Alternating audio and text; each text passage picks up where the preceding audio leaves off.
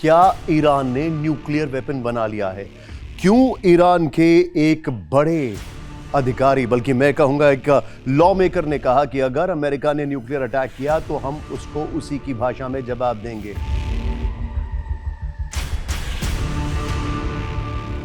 क्यों ईरान को इस बात का खौफ लगातार है कि अमेरिका न्यूक्लियर अटैक करने जा रहा है? क्यों ऐसा लग रहा है कि ईरान ने कोई गुपचुप तैयारी कर ली है जिससे कि अब मैसेज पूरी दुनिया को दिया जा रहा है? क्यों ऐसी खबर आई कि आईएईए, इंटरनेशनल एटॉमिक एजेंसी ने कहा कि सीरिया कुछ न्यूक्लियर तैयारी कर रहा था, उसको सीरिया के अंदर से न्यूक्लियर मटेरियल मिला है।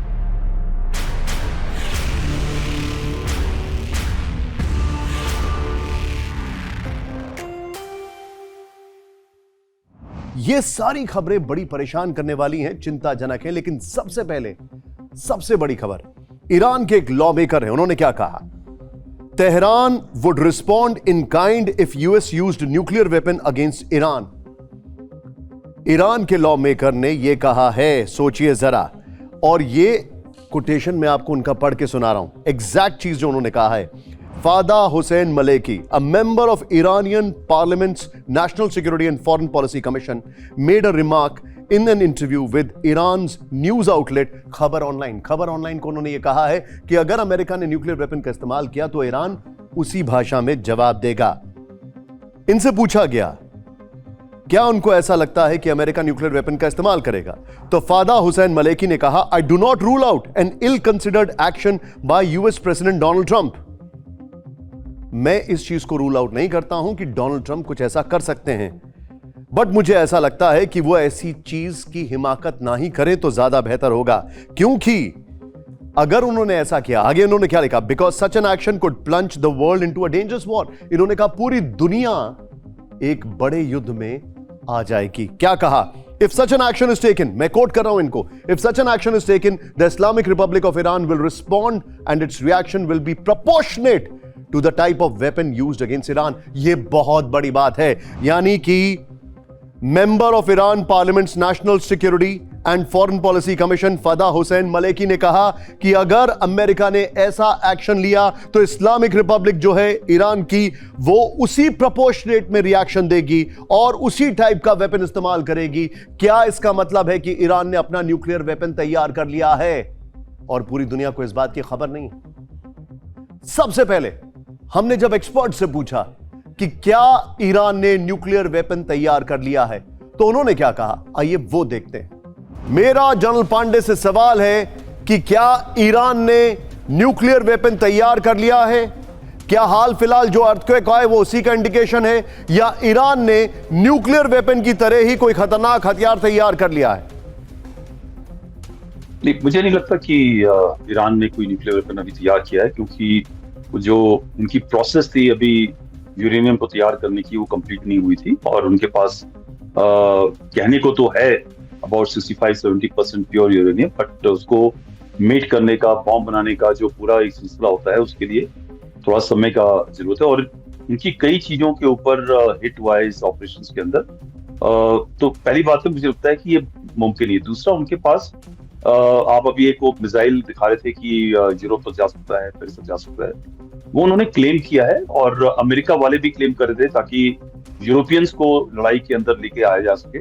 मगर तकरीबन 2 महीने पहले ईरान ने मिसाइल्स फायर करी थी, 2 मिसाइल फायर करी थी जो 2000 किलोमीटर से 2500 किलोमीटर से आगे नहीं जा पाई थी। उनकी जो मैक्सिमम मारक क्षमता वाली रेंज है वो 2-2500 किलोमीटर के आसपास की है। सो एक तो ये बात है। दूसरा, जब ये भी पॉसिबल है कि आज जिस पे वर्ल्ड का पोलराइजेशन हो रहा है, उस हिसाब से रशिया या चाइना उनकी कुछ न कुछ मदद कर सकते हैं, जो न्यूक्लियर की तरफ एक अंदेशा देता है। मगर ये भी जो उनकी लीडरशिप है रशिया और चाइना की, मुझे नहीं लगता है कि एक न्यूक्लियर बॉम्ब की जो चाबी है वो ईरान के हाथ में दे दे। उनको कितना भी अमेरिका के साथ में प्रॉब्लम हो, कुछ भी हो, बट ये भी शायद मुमकिन नहीं है। अब बड़ा सवाल यह होता है कि अगर ईरान ने अमेरिका को उसी की भाषा में जवाब दिया तो क्या इस बात की इंटेल अमेरिका के पास नहीं है? कि अमेरिका को इस बात का अंदाजा नहीं है कि ईरान बहुत बड़ी तैयारी कर चुका है, या फिर अमेरिका और इजराइल को इस बात का अंदाजा है, इसीलिए अब चीजें थोड़ा थोड़ा बैक ट्रैक कर रही हैं? क्योंकि अगर ईरान के इतने बड़े ऑफिशियल ने यह स्टेटमेंट दिया है तो इसके पीछे कोई ना कोई तो रीजन होगा, कोई ना कोई तो फैक्ट्स होंगे, कोई ना कोई तो ऐसी चीजें होंगी जो ईरान बता नहीं रहा है।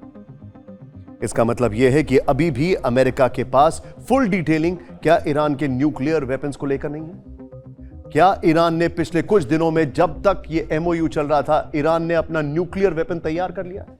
क्या इसका मतलब यह है? क्या ईरान में जो भूकंप के झटके महसूस किए जा रहे थे कई दिनों से, उसके पीछे भी न्यूक्लियर टेस्टिंग थी?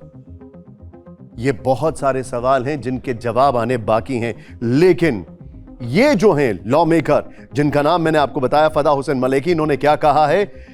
इन्होंने कहा है Iran would not return to negotiations unless Washington abides by its previous commitment. Iran अब नेगोशिएशंस में नहीं जाने वाला है जब तक वॉशिंगटन अपने कमिटमेंट पूरा नहीं करता है। इन्होंने आगे कहा है बहुत बड़ी बात, इन्होंने कहा है तेहरान और वॉशिंगटन की जो टॉक्स हैं वो सिर्फ इसलिए फेल कर गई क्योंकि ट्रंप अपना कमिटमेंट ऑनर करने से चूक गए। अब इस सब के बीच में एक बड़ी खबर जो हम सबके सामने है और जो परेशान करने वाली है कि क्या सीरिया भी अपना न्यूक्लियर वेपन तैयार कर रहा था?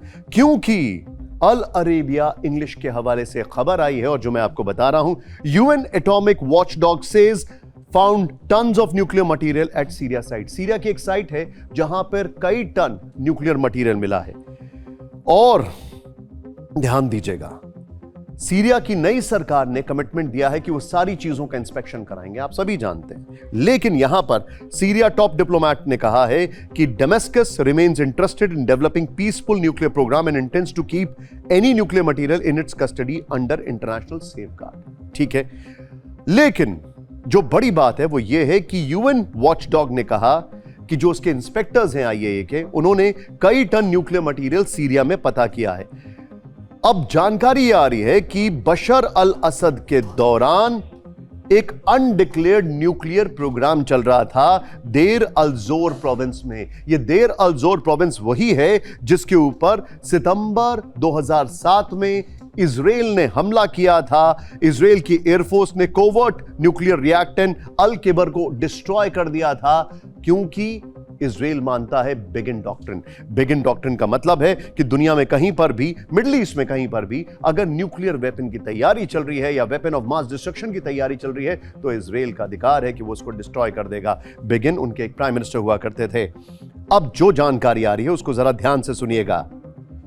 अब जानकारी आ रही है इंटरनेशनल एटॉमिक एनर्जी एजेंसी के डायरेक्टर राफेल मरीनो ग्रोसी ने एक न्यूज प्रेस कॉन्फ्रेंस डेमेस्कस में कहा है, myself and my team were inside the site of Deir al Zor where very comprehensive work of excavation and exploration is taking place right now.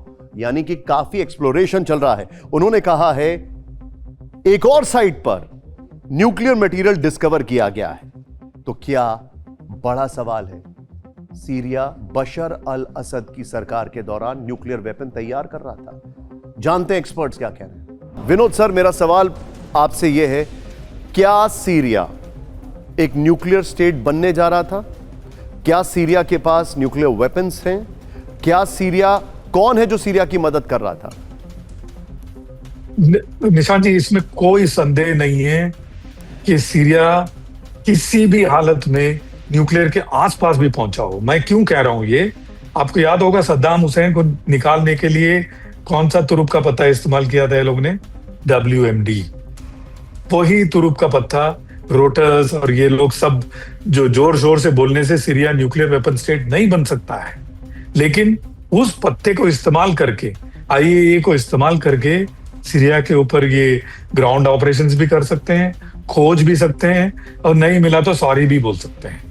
आप देखते जाइए, यही होने वाला है। It is going to be Saddam Hussein part 2। इसमें कोई मेरे मन में डाउट नहीं है। नोटेड। बड़ा सवाल यह है कि अगर सीरिया ऐसा कर रहा था तो फिर उसकी आगे की तैयारी क्या थी और आगे क्या कुछ हो सकता था? यह सवाल सबके मन में है, लेकिन पूरी दुनिया इस बात को लेकर परेशान है कि चाहे वो सीरिया हो, चाहे वो ईरान हो, चाहे वो इजराइल हो, क्या हम एक न्यूक्लियर क्या हम एक न्यूक्लियर फुटस्टेप पर अभी बैठे हुए हैं जिसके ऊपर कोई भी कदम रख सकता है?